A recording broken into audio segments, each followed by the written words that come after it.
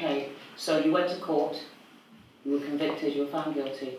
What were you sentenced to? I was sentenced to 9 years and 14 years concurrent. Did it hit you at that point then? All the decisions that you've made, the consequences of everything, did it hit you at that point, everything that you had just done? You know when it hit me? We got convicted in May 2002. That's when we got sentenced. 4 weeks before that, I just had my baby son. He was born during the trial. And I wanted to get not guilty so much to come home to him, but it never happened.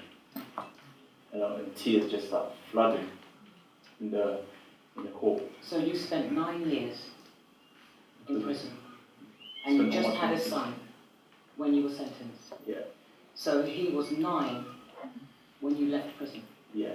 So did you see him while you were in prison? I saw him grow up on prison visits from So you saw him at every stage of life, but you couldn't hold him, you couldn't go home with him, you couldn't celebrate his birthdays. Nothing. First steps. Take him to the park, play football with him, go to the cinema, watch a film, parents' evenings, taking him to his first day at nursery. You missed all of those things. I missed everything. So you weren't able to really have a relationship with him. How often did you see him? Once a month. It depended where I am, what prison I'm in. We have a tour, you keep moving to different parts of the country, different prisons. And the further I've come away from London, the harder for me to see him. So everything was stripped away from you? Everything. Everything.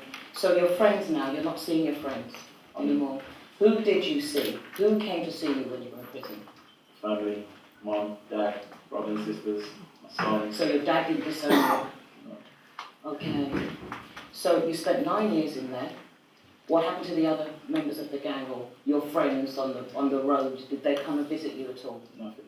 All right, so a transition took place then. You started to think differently. Yeah. You started to focus on different things. You started to draw on your academic ability now. Yeah. And you're looking towards education now. Yeah. You want to be educated. And I've read that you've said that you started to study at degree level. Yeah. Okay, so you just started to cram a lot of we go back to knowledge basics, and what I know, how I was brought up, this is how I was brought up, and to go back to the drawing board. I'd like to go back to basics and start doing that again. Okay. That's what I know. So the proverb I'm thinking of is Proverbs 22:6, which says, train up a child in the way he should go, and when he is old he will not depart from it. The training that you had at the beginning, once all of that mess was out of the way, it all came back to you, and the discipline that you were given, which you rebelled against, is now something you're embracing. So how effective was that now on your life? Because you're growing now in knowledge and you're increasing in academic ability. You're getting qualifications now. What happened? What, in prison? What happened when you started to study? How far did that go? When I started studying, it took my brain, my vision, like to a different level. Yes. And at the same time, I was always comparing it to what I just done, to being in prison. Yeah. And just everything that was happening around me, Yeah. it was crazy. Like, what am I doing here? Mm-hmm. You know, and even when I'm walking through the prison officers are looking at me like, son, you don't belong here. You're different. There's something about you. You're different. You're not like these other prisoners. Yeah. And everyone's telling me all these things, and I'm studying, and the more I study and the more I educate myself, I just knew that's not the right way to behave. So your mind is coming out. Yeah. Your thoughts are coming out. You're seeing better. Yeah. You're seeing that this is not where I want to be anymore. No. I have to make a change. So you would have to, not to sort of, to coin a phrase and be corny, but you would have had to break that mould. You would have had to decide, this is no longer who I am, and this is no longer what I want, and this is no good for me. Yeah. You had an opportunity to do something with your life, to succeed, and to succeed legally. Yeah. And so you embraced that opportunity. What happened when you came out of prison? What did you do with the education that you'd accumulated? When I came out of prison, I had a year to go before I graduate. Yeah. My final year. Yeah. I'm finding that was the hardest year of my studies. Because when I was doing my degree, I'm locked up 24/7. I can't go partying, I can't do anything but to study. But when I came out, I had my final year, now I'm exposed to the world in society. Yes. So there were things like barriers to my learning. I had to be really disciplined to make sure I see through that final year. Yes. And I achieved it. I did it. I made it. I graduated. Okay, so what did you do next? Because you've gone on to do some wonderful things. Yeah. If you can tell us a bit about that, just tell us a little bit about that. I walked into this company. It's a charity running for about 80 years. Mm-hmm. It's called Peppermint. It's the background to the company is people learn disability. Look after people learn disability, Yes. autistic people and things like that, cerebral palsy. And I walked into this man's office, the CEO. His name was Roger. Mm-hmm. I said, Roger, I'll come for volunteering. I want to volunteer and work for you for free. So he said, okay, I'll give you an interview. The man started interviewing me, and he asked me a question to do with social care, because that's for the social care. He asked me, tell me, since you're doing health and social care degree, what is the difference between the biomedical model and the social model? And the way I explained it, wow, some of my senior managers don't even know that. He said, I don't want to give you a volunteering job, I want to give you a paid job. Oh, I think that deserves a round of applause.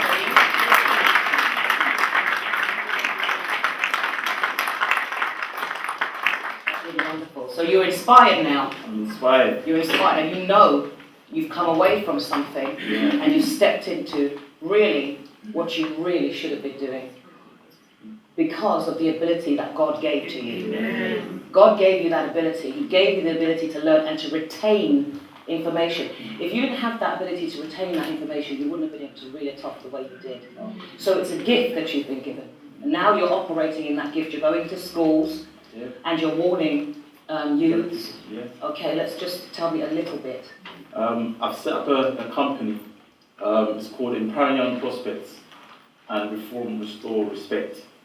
Two companies joined together. One's a CIC, community interest company, the other one's a charity. Mm-hmm. And I go around to all the schools in Kent, because now I live in Kent, because of my past, what happened to me. I cannot live in North London. Yes. It's not me. No. I've changed my whole life around. Mm-hmm. So I go around to all the schools in Kent and London and talk to young people between the ages of 11 and 25. So people in critical referral units, colleges, secondary schools, primary schools. And I share with them my past, how I got into gangs, how I committed crime, how I ended up in prison, what prison is like. So when they hear my oral testimony, hopefully I strike something in one of them. I haven't got a magic wand or a talisman, but if I can change one person's life,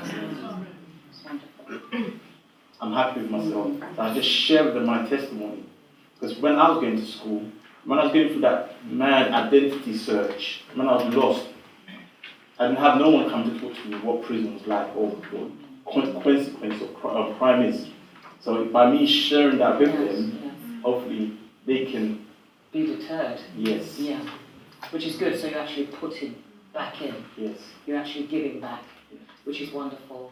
Please, everybody, put your hands together.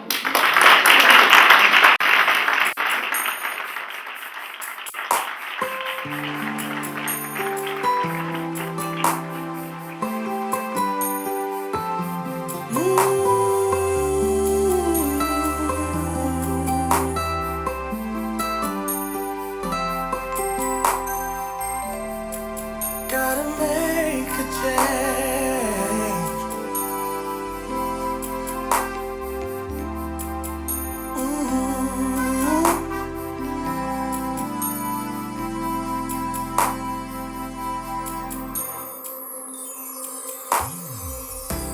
Broken hearts so heavy, no wonder around so lonely. You've tried to find a way to make it out,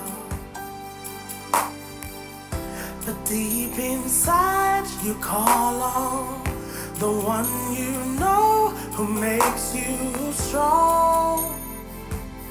Call on the Lord, break the mold and make a change. I've got to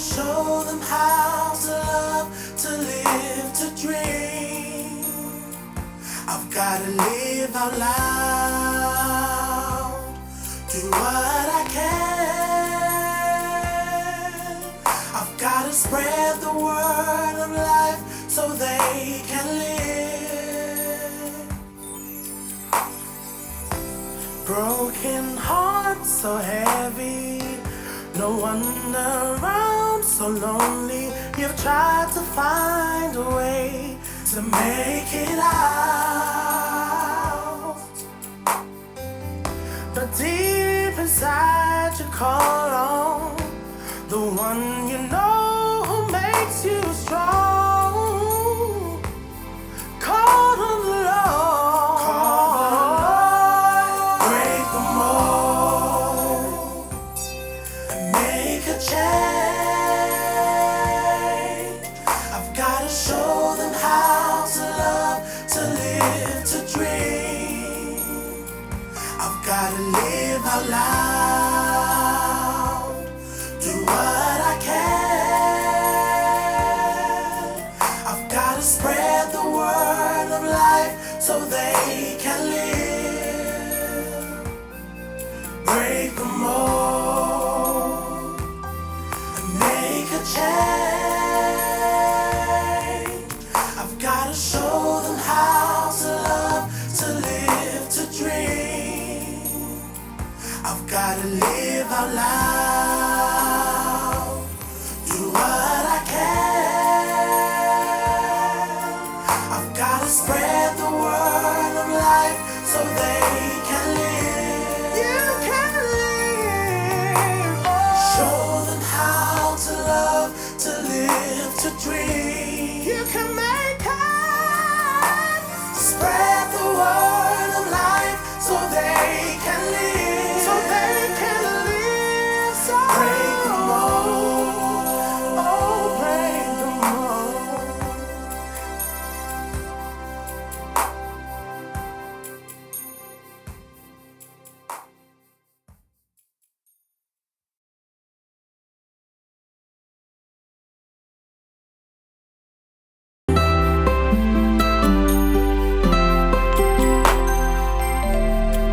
Gotta make a change.